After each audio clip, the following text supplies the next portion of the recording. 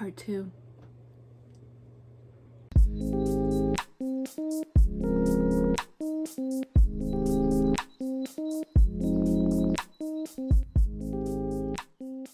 Hey, it's me. So today, as you can tell from the title, we're continuing this Jingle Dress Chronicles series, and we're going to be talking about shapes and styles of dresses, and then I'm going to show you what measurements to take and how to take them.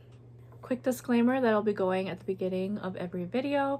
Jingle dress dancing is a closed practice only for Native peoples who are indigenous to the North American continent. If you are non-Native, you are welcome to watch these tutorials for entertainment or for education, but I ask that you do not replicate a jingle dress or get into jingle dress dancing, as it is a closed practice. Okay, so shapes and styles of dresses. Basically, I'm talking about this first so that you can think about what kind of colors you want, designs, things like that, before we get into cutting stuff out. So let's get into it. All jingle dress dances have a similar shape, but they just tweak certain little areas to make them more individual to the wearer. The skirt area might be straight fitting, it might be A-line, it might be extra flowy. The bodice area, it might be more fitted to the bust. It might have a bit more wiggle room, which is what I tend to see the most. Or it might have a more baggy fit that like loosely drapes over the belt, resembling like a tucked in shirt. There are so many ways to personalize sleeves. You can make them however long you want, but it's really not an option to go sleeveless. Some sleeves are full length, some sleeves are mid-length, some end at the elbow, and some are like mid-bicep. Some sleeves have shoulder puffs, some sleeves have cuffs, some sleeves have ruffles, some sleeves have a wide fit, some even have their own unique flair. Okay, buddy, it's time to go. Some sleeves have jingles added to them, or they don't. Some sleeves have ribbon, applique, or the fabric just tells its own story. Some dresses also play with sectioning the dress with different fabrics. We won't be doing that in this tutorial, but the practice is sort of like a hybrid of dress drafting and quilt drafting. But an easy way for beginners to play with sectioning is they could make the sleeves a different fabric from the dress, or they could make the bodice and the skirt different fabrics. Some dresses feature capes, mine does. Some dresses feature vests. Some have an upwards of 400 jingles. Some have fewer jingles, closer to like 200. All dresses are at least mid-calf in length. It is ideal that your knees aren't visible while dancing, and I don't think that's a purity thing, as in like don't show too much skin, especially since many dancers' legs are visible because they don't wear leggings. But I think it's just like a fashion standard and just the way that I guess we were told to make it when this method of dance and healing was gifted to us. Sometimes dresses are longer though, like reaching the ankles, but I've never seen one any longer than that. I've never seen a jingle dress be like floor length, and honestly, if you're thinking of that, I would actually advise against that, seeing as most powwows are outdoor events. All right, so I've been taught if you see your dress in your dreams, if you see its shape, its colors, any designs, where those colors and designs were placed, then that dress has been gifted to you by someone in the spirit world. Therefore, you need to follow their directions. For those who did not dream of these details or did not dream of a dress at all, you have a little more liberty to design your dress at your will. So for some people, using creativity to design their dress can be difficult. A few tips that I have: if you have spirit colors, use those. If you have favorite colors, use those. If you have a spirit name, design your dress with the themes of your name. For example, if you are Magizikwe, you can design your dress around eagles. If you have a clan, design your clan to if you have a clan, design your dress to reflect that animal. If you have any spirit guides that visit you, again, design your dress around that animal. If you have any other things that are important to your family, such as colors, you can use those. And yeah, having all those in mind, you can take a no obligation trip to the fabric store and walk around, look at fabrics, feel the fabrics, and then once you get a few like visuals and ideas in your head, then the rest just seems to fall into place.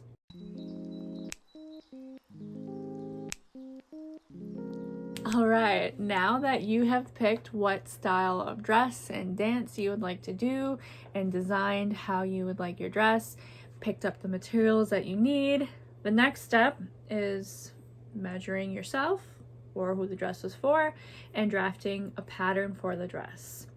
Obviously, we are making only one dress here, so I can only show you one type of draft, but I can talk about at which points you would do something different when it's relevant. He thought I was trying to pet him. So the dress I'm making is for a child that wears approximately size 10 clothing. So the following measurements are going to be too small for, say, an adult, but the instructions will work for anyone. Since you will be taking your own measurements, they should still work for you. I will provide my measurements in a pinned comment if you would like to reference my size. I typically wear an extra large. So first, let's take raw measurements and then add seam allowance. A quick note, this pattern piece will be 1/4 of the dress. I find that this way is best so I can make sure that everything is symmetrical. In the next video, when I draft and cut out the fabric, I'll show you what I do with that 1/4 of a dress to make it a full dress. So grab your supplies and let's take some measurements.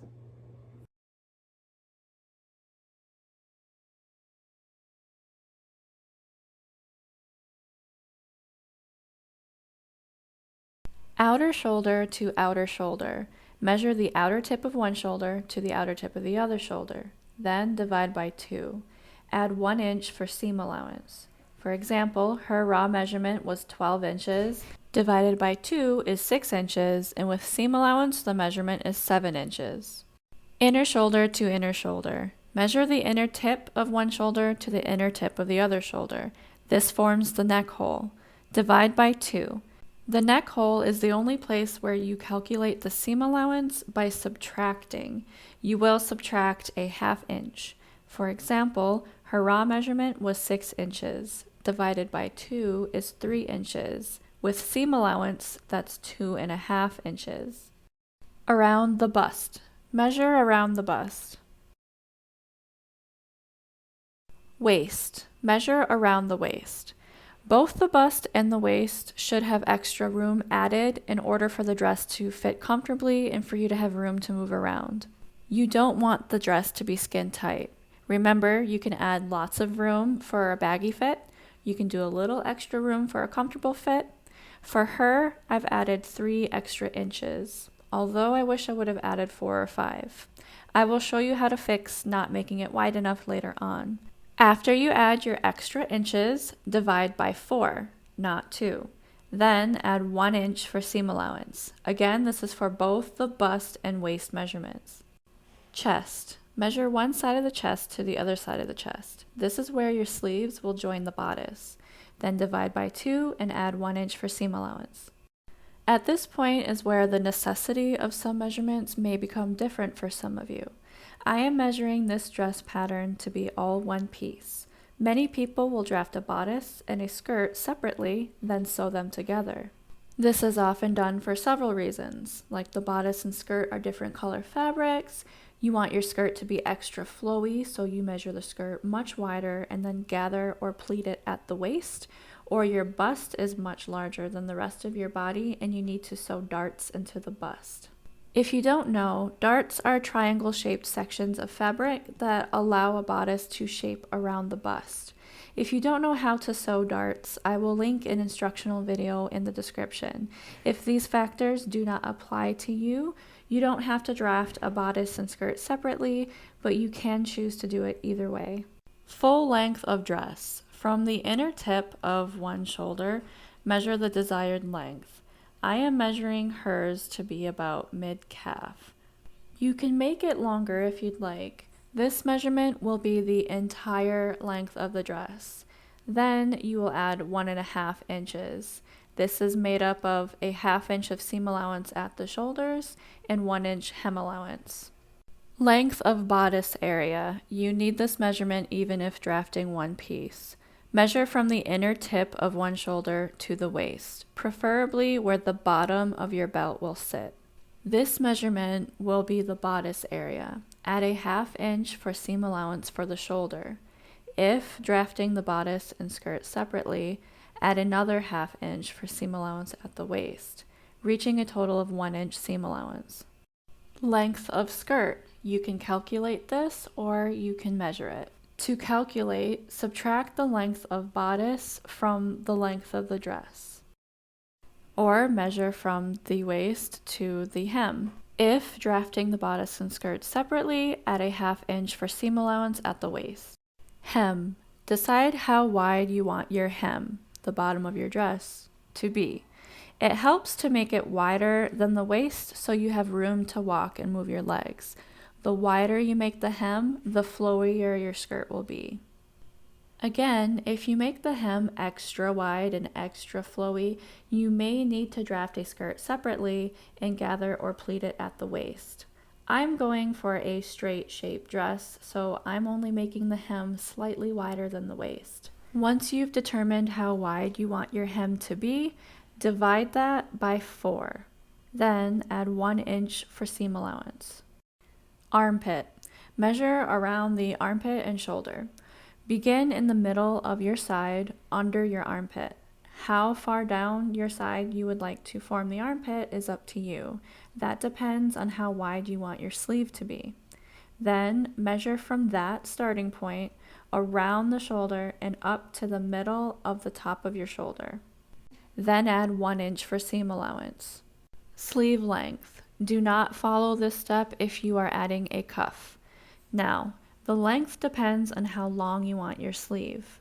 Begin measuring from the tip of the outer shoulder down to where you want the sleeve to end.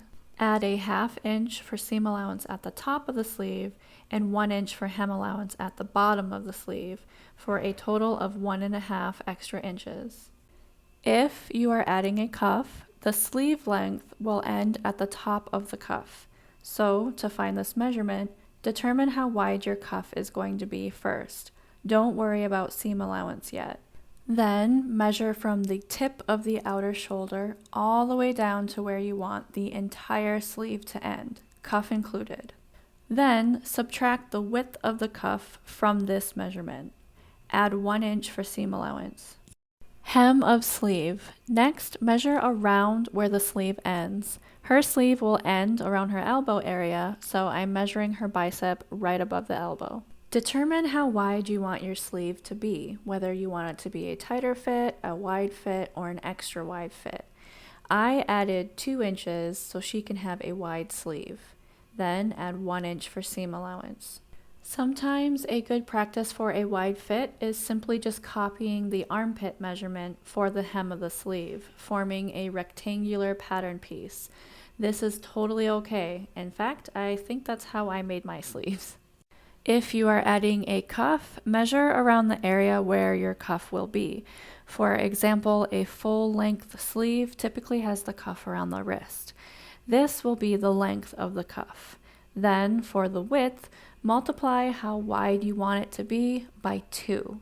Then, add 1 inch seam allowance. For example, if you want your cuff to be 2 inches wide, you need to measure the cuff pattern to be 5 inches wide. Front neck hole depth. Next is determining how deep you want your neck hole to be in the front.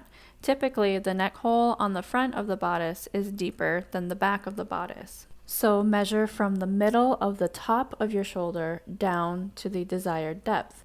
Careful not to go too deep. Jingle dress cleavage is not a thing. Again, as this is a neck hole, you can add seam allowance by subtracting. Subtract a 1/2 inch for seam allowance. For example, I measured the depth of her neck hole to be 4 inches deep, so the measurement will be 3.5 inches. For an adult, I would suggest the neck hole be about 4 to 6 inches deep. You can also determine whether you want a curved neckline or a V-neck neckline. Remember to consider your zipper if you plan on placing it on the front. You can wait until later to make these decisions, but remember those options are out there. Back neck hole depth.